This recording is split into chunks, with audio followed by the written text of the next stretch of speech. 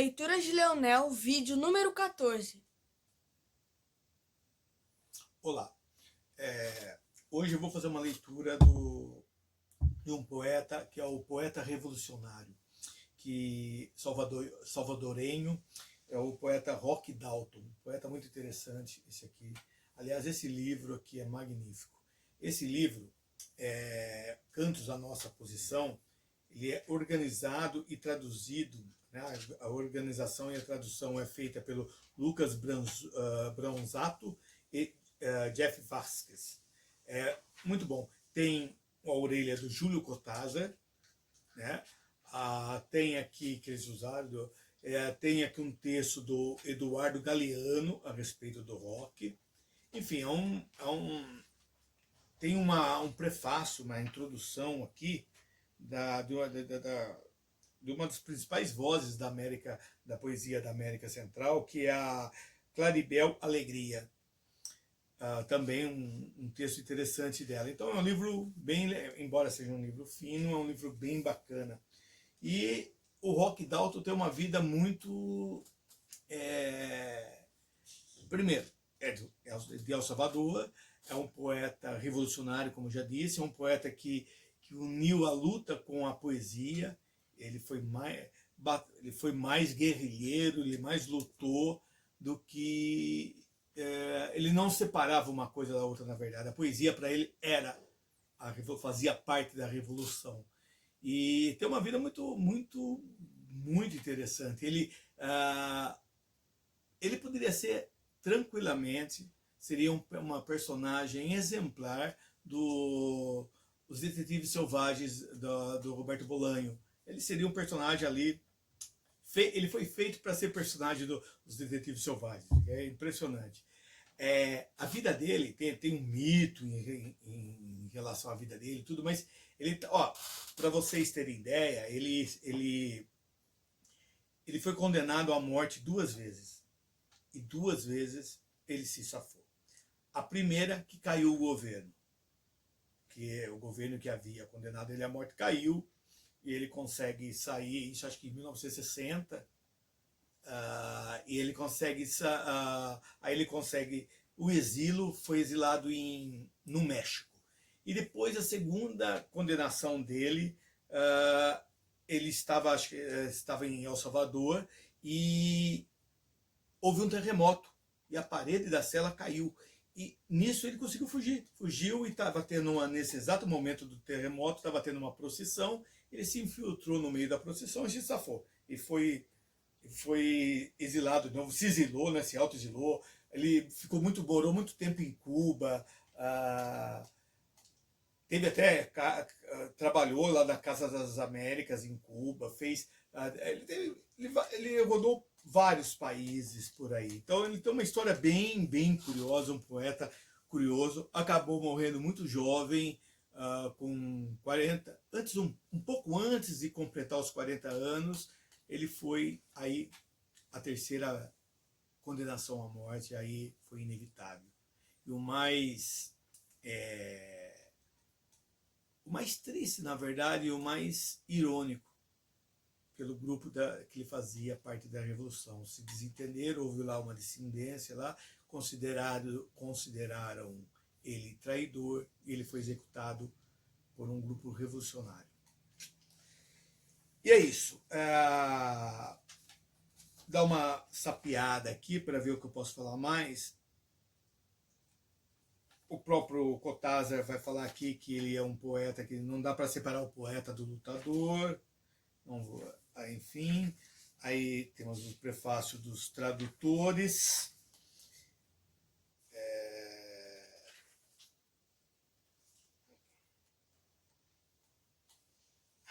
Isso aqui é curioso. Em 1960, a primeira condenação dele, na sentença estava escrito assim, um trecho, né, da sentença condenatória. Ele formou células vermelhas entre trabalhadores, estudantes e camponeses, incitando estes últimos, os camponeses, particularmente, a protestarem e empregarem violência contra os donos de terra. Aí segue aqui. Esse é um dos argumentos da ação condenatória dele. Aí, quando caiu o governo, ele se safou. Aqui um pedaço um trecho de uma poesia dele que eu acho tão lindo. Ele diz: poesia, me perdoe por ajudá-la a entender que você não é feita só de palavras. E quase todo o trabalho dele poético foi publicado em Cuba, né? A maioria, a grande maioria, a maior parte. Então, no terremoto de 1965, que foi a segunda condenação dele à morte, que ele escapou, foi em 65, aliás, ano que eu nasci. Eu estava nascendo e o cara estava sendo salvo por um terremoto.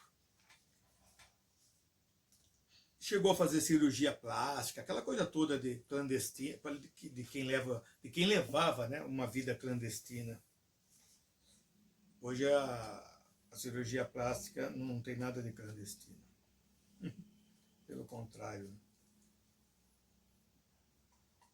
Morreu pouco antes de completar 40 anos. Aqui eu acho legal isso, as suas musas gêmeas eram a poesia e a luta revolucionária. Ele morreu em 10 de maio de 75. E eu era apenas um moleque de 10 anos.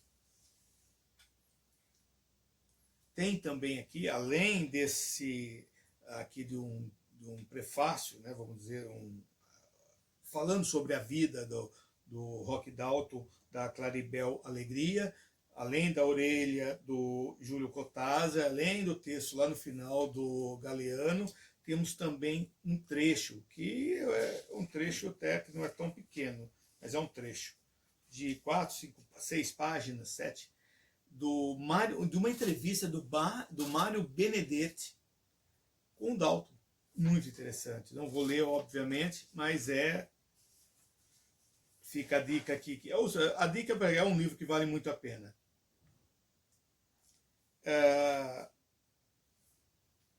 Só para... Esse texto é do próprio Roque. É um texto de abertura do livro dele, Histórias e Poemas de una lucha de classes. Ele abre assim o livro dele, assim, né? Seja qual for sua qualidade, seu nível, sua fineza, sua capacidade criativa, seu êxito, o poeta para a burguesia só pode ser servente, palhaço ou inimigo. Isso lá, né? Porque o poeta para a burguesia pode ser servente, palhaço ou inimigo. Hoje não é servente, o poeta hoje, na realidade da América Latina, mas principalmente no Brasil, no máximo, ele não é nem servente, nem palhaço, nem inimigo, ele é anódino. Né? Hoje é anódino. Que somos nós hoje?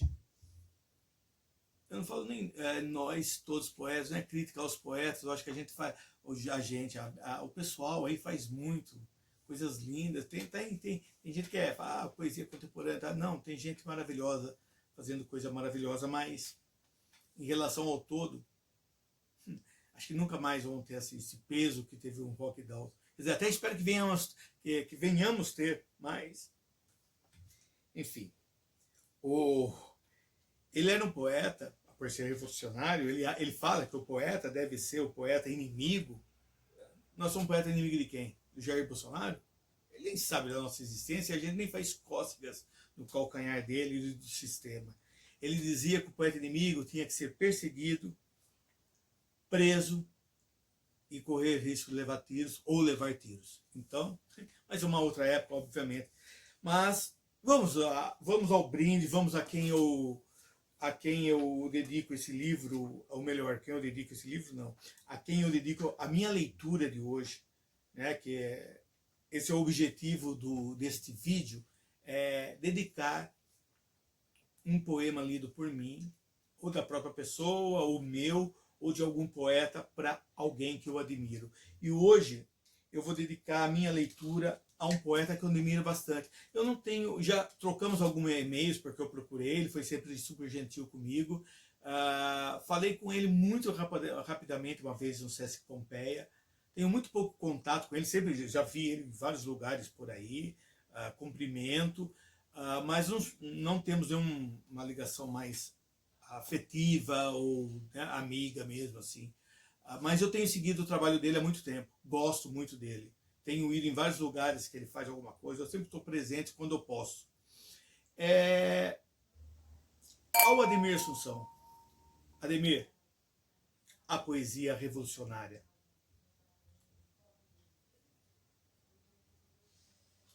Que mais do que nunca precisamos, né? Ademir, antes de ler os poemas, eu lembrei de uma coisa aqui agora. Eu gosto tanto do Rock Dalton que eu tenho 2 livros publicados apenas. E dos 2 eu acabei usando o Rock Dalton. E aí eu quero aproveitar e falar aqui. No primeiro livro, Uns Prosaicos, Outros Nem Tanto, eu usei como epígrafe, que eu gostei muito. Deixa eu até mostrar para ler para vocês. Só tenho que achar. A epígrafe que eu usei do Rock Dalton é: porque antes, muitíssimo antes que poetas, somos homens. E nesse segundo livro, Águas Revoltas e Outra Geografia, eu fiz um poeminha, tem um poeminha que eu digo assim: um Rock Dalton com suas pedras e lâminas e seu fuzil, bem que poderia derrubar o presidente. É isso. Vou ler agora os dois poemas para você, Ademir. A minha leitura é para você. Ela não é das melhores, mas ela é de coração. Vamos lá. Do Rock Dalton, América Latina. O poeta cara a cara com a lua, fuma sua margarida emocionante, bebe sua dose de palavras alheias, voa com seus pincéis de orvalho, arranha seu violãozinho pederasta, até que destroce o focinho no áspero muro de um quartel. E o segundo poema, que eu amo, é lindo esse poema, O Terrível. Até minhas lágrimas endureceram. Eu que acreditava em tudo, em todos. Eu que só pedia um pouco de ternura, o que não custa nada a não ser o coração. Agora é tarde já.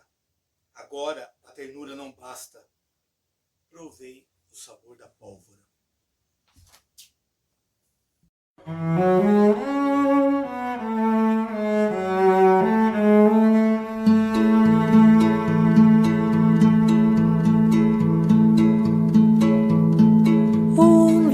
Que fuera comunista se sienta a fumar la tarde entera, mientras buena lluvia cae afuera, con voz desnuda el viejo piensa, porque coinciden en su ventana palomas grises con la pena que fumara, palomas grises con la pena que fumara.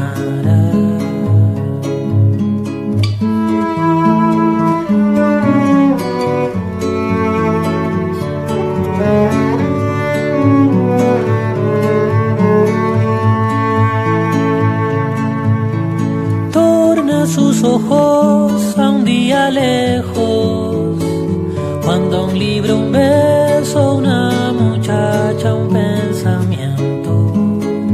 Cuando a un libro, un beso, una muchacha, un pensamiento. Cree que ya nada lo sorprende, que seguro de espanto desgastó el llanto. de espanto, desgasto el llanto.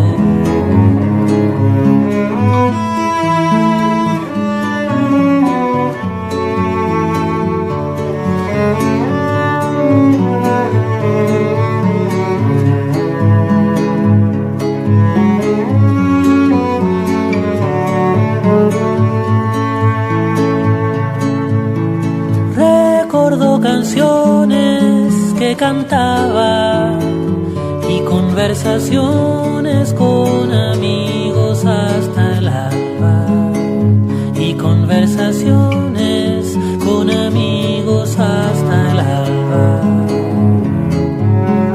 Recordó la esquina de su casa cuando dijo adiós y vio a su madre que lloraba. Cuando dijo adiós y vio a su madre que lloraba. Y ahora en sus ojos también llueve, pues le sorprende que aún le duelen los años, la vida, su amor. Los años, la vida.